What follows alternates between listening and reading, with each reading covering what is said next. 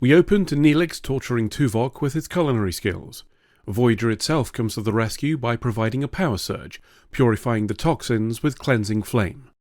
Tuvok mentions this could have been caused by the new energy source that engineering has been working on, but Janeway interrupts to call them both to the bridge. We're approaching a cloud that contains large quantities of an element called Cerillium. We're also told that this stuff is amazing and can boost performance in a number of areas, so we're turning Neelix's pantry into a storage room for it. During the analysis, Tuvok takes a turn for the worse and requests permission to visit sickbay. On the way, he stumbles around a bit while experiencing visions of a young Tuvok holding a girl over a cliff. Unable to maintain his grip, she plummets into the chasm below. He stumbles into sickbay where he falls over and has a bit of a lie down, while apparently still tripping his balls off. A little later, Tuvok is recounting the experience while the doc scans him. He describes the girl, her falling after he loses his grip, and, curiously, feelings of emotion during the process. Even more curiously, he says the event never happened. The child was him and it felt like a memory, but he says he's never been in that situation.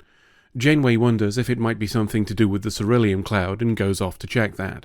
In the meantime, Tuvok is free to continue his duties, but the doc sticks a gadget on him to scan his brain if it happens again.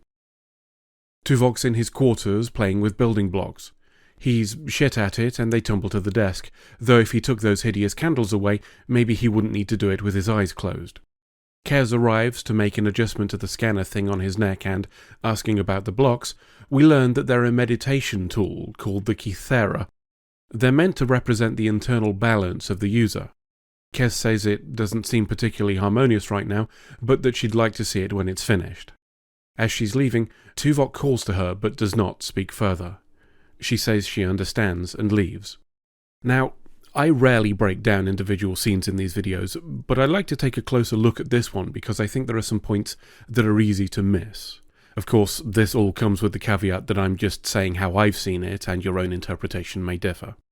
By explaining what the Kythera is to Kez, Tuvok is admitting the inner turmoil he's currently experiencing. This lack of balance is anathema to the Vulcan pursuit of mental purity, and in allowing her to understand, he's sharing with her something that's the closest Vulcans come to a cultural taboo. When Kez says that the blocks are disorganized now, but that she'd like to see it when it's finished, she's reassuring him that she believes his current state of mind is transitory and his logic will prevail. Calling to her as she leaves is an attempt to offer gratitude, but due to that taboo, he struggles. When Kez tells him that she understands, she's acknowledging his unspoken thanks. It's a scene to reinforce the bond between them both as friends and as tutor and student, but it also serves as a nod to the mental acuity and development of Kez, who it's sometimes easy to forget is currently only 3 years old.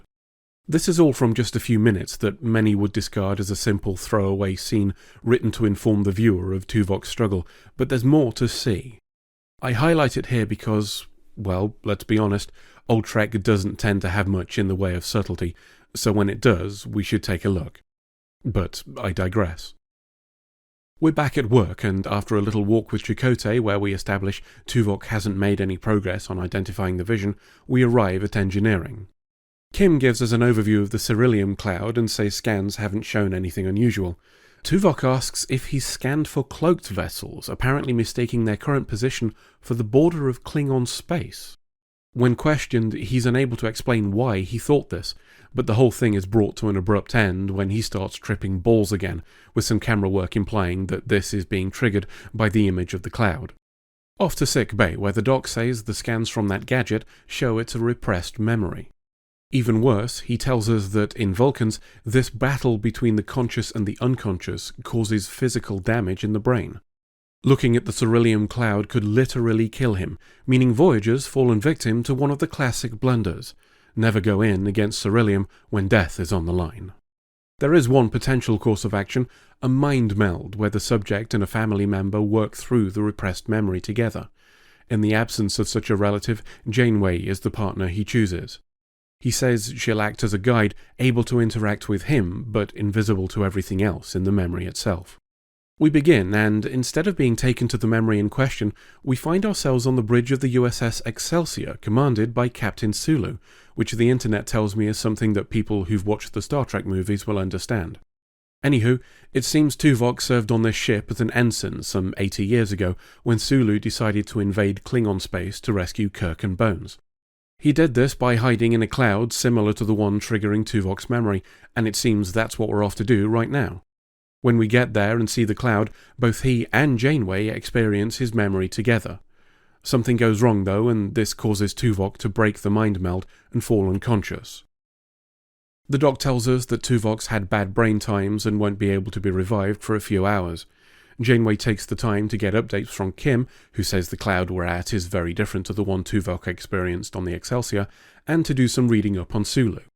We're shown a Janeway amused by the fact that captains of the 23rd century routinely abused power and falsified records, putting it down to being from a different time, which is the sort of nostalgic sanitizing that sits poorly with me. Arguing that something was acceptable because it was common is the excuse regularly trotted out to minimize the seriousness of a whole range of atrocities in our own history, and I've little patience with hearing it from a society that's supposed to be more civilized. Anyway, the doctor calls and says it's time to wake up Tuvok, so off we go to do just that. Tuvok explains that the rescue attempt by Sulu was a bust after being intercepted by Klingons. He can't think why that's related to a girl falling off a cliff, so back we go into Tuvok's brain to find out more. Instead of the cliff, we find ourselves back on the Excelsior again, which they both think is more than a coincidence, so they want to see how it plays out. Ensign Tuvok is in his bunk talking to another crew member who expresses admiration of Sulu for the rescue attempt. This prompts Tuvok to launch into a speech where he rips the human species a new arse, calling us arrogant and egotistical, which, frankly, is delightful. I've been saying these things for a while, so hearing it from someone inside Starfleet is all the validation I need. Additionally, we learn the decision to join Starfleet was not Tuvok's, with him having been pressured into it by his parents. When this mission is over, he says, he's going to resign. Janeway queries this, and we learn his experience here is what caused Tuvok to leave Starfleet for some 50 years, before rejoining again after having children of his own and understanding his parents' desire for their child to expand his mind. The reverie is interrupted by a call to battle stations. They've been intercepted by a lone Klingon cruiser who escorts them away from the space they're invading, but Sulu doesn't fancy that. We ignite the cloud by pooping yellow at it after we leave, but while the Klingon ship is still inside. With them disabled, Sulu is off to Kronos. Except he's not, because 3 more cruisers intercept him and start farting fireworks. A console explodes in front of the guy Tuvok was talking to in his bunk, and leaning over his corpse causes Tuvok to have another vision of the girl falling to her death. It's progress of a sort, but it's also fucking up the mind meld between him and Janeway, and back in Voyager's sickbay, the doc tells us they're locked together. Oh, and that he'll be dead in 20 minutes, so that's not ideal either. Back in the meld, Tuvok realizes something's gone fucky with it, just as Sulu turns around and asks Janeway who she is. They deal with this by ignoring him, and after some more ignored questions, he seems to go back to doing captain things. Janeway thinks exploding console guy is helping to trigger the memory of the girl, so asks Tuvok to reset things and run through them one more time. Slight problem, Sulu and the other crew can see her now. The solution? Knock out the communications officer and nick her clothes, because apparently a ship with 750 crew, 1/3 of whom would be asleep at any given point, doesn't have a single spare uniform.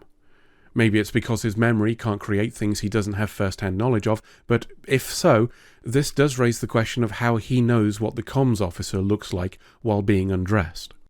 Back in sickbay, the doc is trying to break the meld by putting some radiation into Tuvok's brain. The attempt has odd results when he discovers a third neural pattern along with Janeway and Tuvok's. Except it's not. It's something mimicking a neural pattern, and the doc thinks it's a virus, one he believes he can kill with more brain radiation. In the meld, we're back on the bridge. Exploding console guy gets kaboomed, triggering the memory of the girl again, with Janeway urging him to concentrate. Only the virus has switched to her brain now, and she's the one seeing a child version of herself dropping the girl.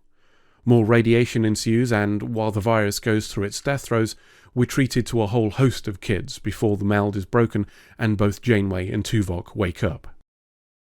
Afterwards, the Doc and Kez tell us that the virus existed in its host by disguising itself as a traumatic memory, that of the dying girl, so that the host would actively avoid thinking about it. All the other faces were previous hosts, with the implication being that the virus itself was many thousands of years old, and Tuvok became the host when exploding console guy died.